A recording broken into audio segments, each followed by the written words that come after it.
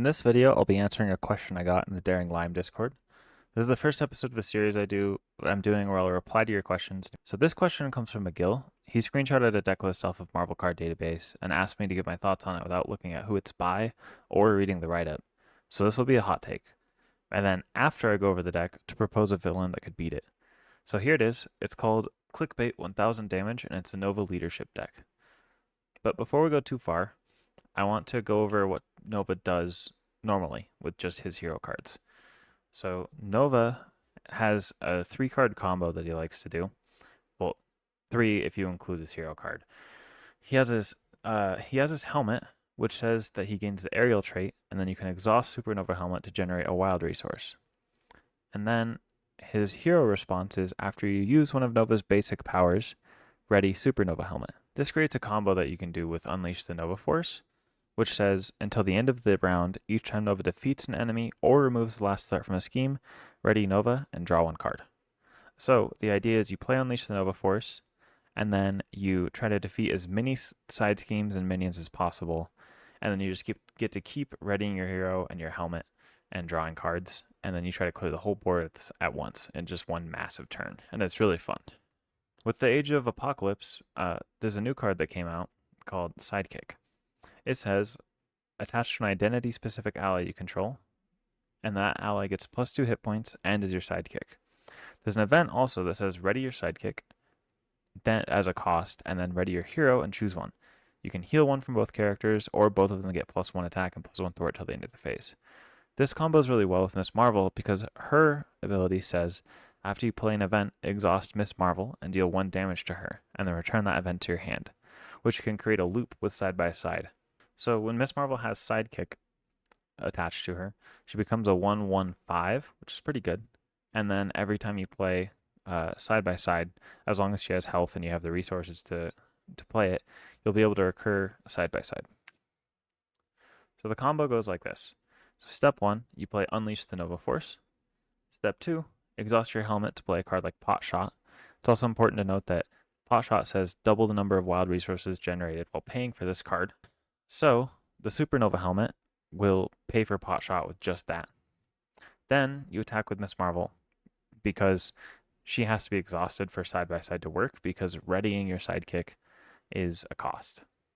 Then attack with Nova, which readies your helmet, and then use your helmet and another resource to play side by side. And then you can ready Nova and Miss Marvel and give +1/+1 or heal. And you'll probably want to do the +1/+1 until Miss Marvel is low on health. Then step 8, exhaust Miss Marvel and return side by side to your hand. And then step 9, repeat steps 4 through 9. And you just keep going with that until you run out of resources. So when there's minions and side schemes out, you get more card draws and readies from Unleash the Nova Force. So you can see how this creates a chain effect to where you can just have a massive turn.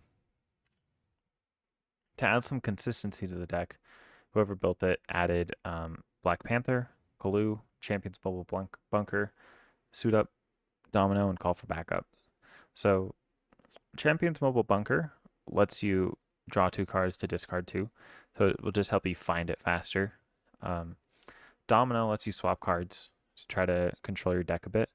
Black Panther can store the side-by-side event under him, and then you can play it as if it were in your hand. Kalu will search for side by side and add that to your hand, or you could grab Suit Up with it. Call for Backup will get you Miss Marvel, but Suit Up I think is the best one because it says alter ego action, search your deck and discard pile for an ally and an upgrade that can be attached to that ally and add them to your hand. So the strengths of this deck is that you can chain combos that can clear the whole board. I think it's going to be really strong for multiplayer, and I also think it's going to be really fun. The weaknesses, though, is that if something goes wrong, you could miss the cards you need for a combo. And I can see this deck struggling in solo because there'll be less things for Nova to do, so he'll get smaller turns and he'll have less of an impact than normal, especially if you don't get your sidekick and side-by-side combo that you built for this deck. So this is how I would modify the deck to fit my preference. I would want to add 3 copies of Suit Up because Suit Up searches the combo. But I think the reason the author didn't add suit up was because there wasn't targets for it. Because if you already have Miss Marvel out, then and you don't have other upgrades to attach to your allies, then why would you have it? So in addition to adding suit up, I would want to add upgrades like inspired to give +1/+1 and reinforced suit. Reinforced suit would work really well with Miss Marvel because it gives her the +2 hit points. And then to go along with that, since I'd be adding more upgrades and more upgrades into the deck for the allies, I'd want to add Deathlock. Because after Deathlock enters play, you can choose an upgrade with 1 cost or less and just attach it to him from your discard pile, which will make use of the upgrades that you have, even if you don't get to play them initially. And then to have more potential at even crazier turns, I would want to add Helicarrier and Avengers Mansion just to get that much more resources. So my hot take of the deck is it's really strong, it's creative, it's fun, it's geared towards multiplayer, and I think it definitely deserves the hype because whoever built the deck did a great job noticing that combo.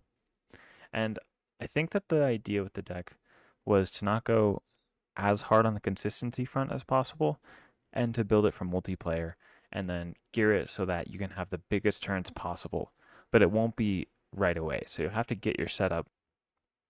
Now onto the villain I would pick to defeat this deck. So as some rules for this, I'm not going to pick villains that are just generically strong, because if I just chose Ronin or Venom Goblin because they're two of the hardest villains in the game, I think that'd be really boring. So like, I want to find a deck that specifically counters